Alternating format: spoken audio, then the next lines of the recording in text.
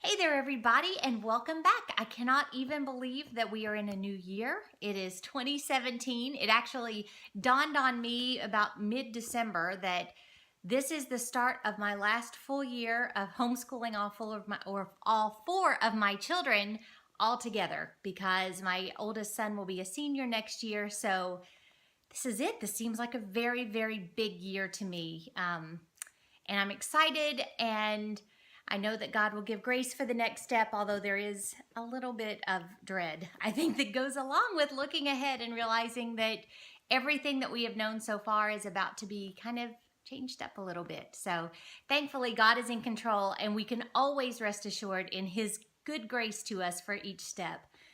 But as I prayed about what to talk to you all about this week, the Lord really laid on my heart the idea of resolutions, and not just the commonplace resolutions, but these are kind of things to think about this year as we start into our brand new crisp homeschool semester.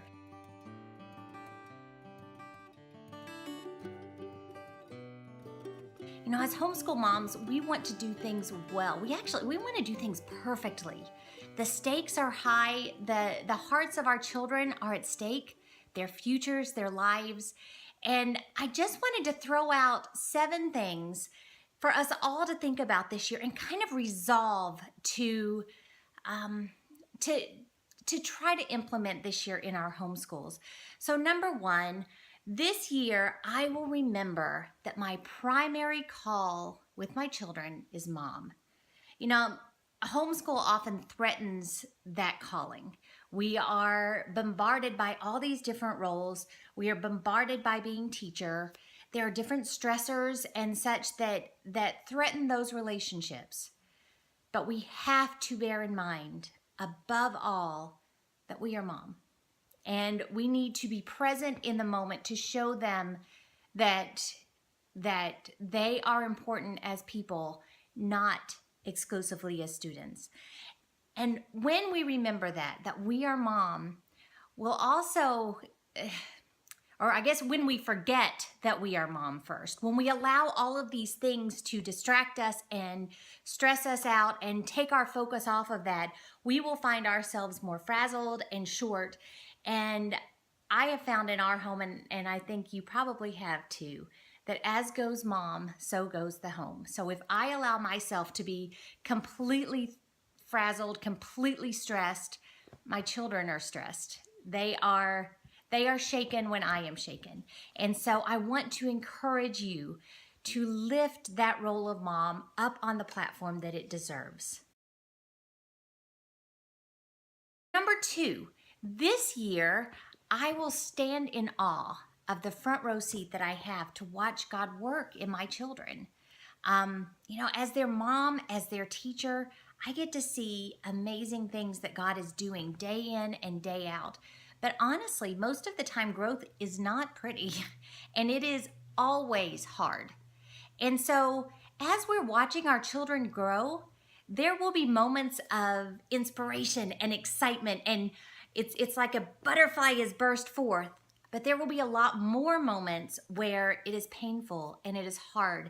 And we may be tempted to fret or worry or compare where we think someone else is to where our children actually are. But let's not do that. Let's just revel in the fact that God is doing His work in our children in His time and in His way, and we get to watch all of it. That is an amazing gift. Number 3, and this one is going to have some coattails, but number 3, I will be flexible this year.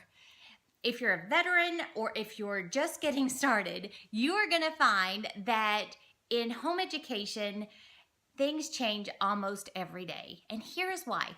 Instead of having a group of children that are all kind of going along at the same pace, you have children that are growing at different times and experiencing all these different things in their life. And it really messes up your lesson plan sometimes. And especially if your focus is on discipleship, and if you really want to get to the heart of the matter with your children, you're going to find that you get off track But the fact is, we need to be flexible. We need to allow God to work. We've got that front row seat that we talked about. We've got to allow God to do what he is doing and see these changes as really reasons that we have got to just fall on our knees before his throne, recognizing that in ourselves, we don't have the wisdom or the intelligence to handle all of these curveballs that we're being thrown. But with his help, we can make the modifications. We can grow with our children. We can be flexible. And honestly, next week we're going to talk about something that that will help you not only have a solid foundation so that you can be flexible, but also implement the discipline that you need to make sure that though you're flexible, you still are allowing, or you're making sure that they're doing the things that they need to do. So number four, not three, this year I will listen to their ideas. And this is a perfect follow-up to our flexible resolution, because sometimes those of us that like things done our way, or like things done in an orderly way anyway, have a hard time implementing things that are not ours. And especially as our children are growing and changing, and we're actually teaching them to become the young men and women that God has created them to be, we need to give them the freedom to share with us their ideas and then us implement them into our homeschool day. And I promise you that if we are flexible and humble enough to listen to them, that they will notice when we implement their ideas, and they're going to be a lot more likely to give it every opportunity to work and to be something that is a good thing in our homeschools. All right, so number 5 of our resolutions is this year I will give my marriage the attention that it needs to be given. Now, you are going to hear me talk about this all the time this year because it is critically important. With homeschooling and all of the demands on our time and our energy and our emotions, and with the way that we get so deeply tied in with our children, it's really easy to neglect that foundational relationship in your marriage. And we have got to be on the lookout against that. We have got to be proactive against that, because I have seen too many marriages, homeschool marriages, good, solid Christian marriages that shouldn't be having problems, and yet they have allowed things to come in between, stressors, press points, and so on. So this year, let us all determine to give our marriages the attention that it deserves. And just every day, I pray for my marriage, I pray for my husband, I pray for your marriages every day, because this is a very big deal. And I really, really encourage you to make it a big deal this year. All right, so number 6 in our list of resolutions is this year I will not be ruled by my curriculum. Now, this is honestly another follow-up to flexibility, because our curriculum is designed to be a help for us. It's not designed to be a noose around our neck.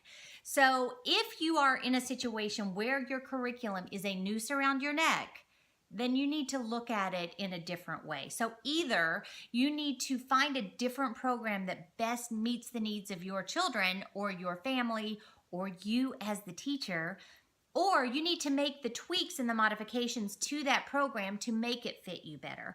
But either way, you need to allow the curriculum that you choose to actually be that support in your homeschool, to help you guide them along the path that they need to go academically, but not to rule your homeschool. It was never, ever designed to do that. Finally this year, number 7, and this is a biggie because this is really, really hard for us homeschool moms to do, but this year, I will seek help when I need it. The Bible tells us that we are to bear one another's burdens. Galatians makes that very, very clear. And yet, as homeschool moms, actually, it's not just homeschool moms, as people in general, we're kind of not very willing to allow that to happen, because it shows that we have weaknesses. And I just want to encourage you, as I am preaching to myself here, let's not do that this year. Let's allow people to meet our needs. Let's give them the blessing of serving our families when there is a need. And let's look for ways that we can bear one another's burdens as well. Look for ways that you can reach out. That is one of the great things about having so many veterans in this course, in this group. In our Facebook group, you've got women in there that have homeschooled much longer than I have, and they are there with a heart to serve you younger ones. Let's reach out to one another. Let's really build a community where we are open and honest with one another. Find women in your church, in your community, that are farther along in their journey, either as moms, as wives, as homeschool teachers and moms, whatever role you're struggling in. Look for someone that the Lord can bring across your path to really, really help you with that. And let's not be too shy or too proud to admit that that is a problem this year. I guarantee you that both you and your friends will be very blessed by doing that. One thing more on that point before we move on.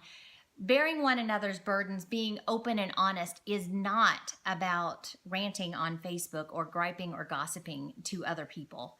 Rather, it is sincerely and humbly seeking help for areas that the Lord is pinpointing in your life as something that you need help in. So let's be very honest with that and seek ways to get that counsel and that encouragement and that help. Just as an aside, coming to teach them diligently is a great way to do that because you are surrounded by like-minded people who are all desiring to point you and their families toward Christ. So as we conclude this rather long conversation today or this week, I want you to think about those things. Think about the things in your homeschool that you need to shore up or that you really want to resolve to do differently this year. And then we're going to discuss a lot of these as the year progresses because they are really, really important to the success of all of our homeschools. So in the meantime, I pray that you have a wonderful week, that the Lord gives you clarity as you think and pray about these things, and I will see you again next week. If you enjoyed that video, make sure you subscribe to our channel so that you don't miss a single update. We have interviews with speakers and experts, tips coming your way all year long, so subscribe today.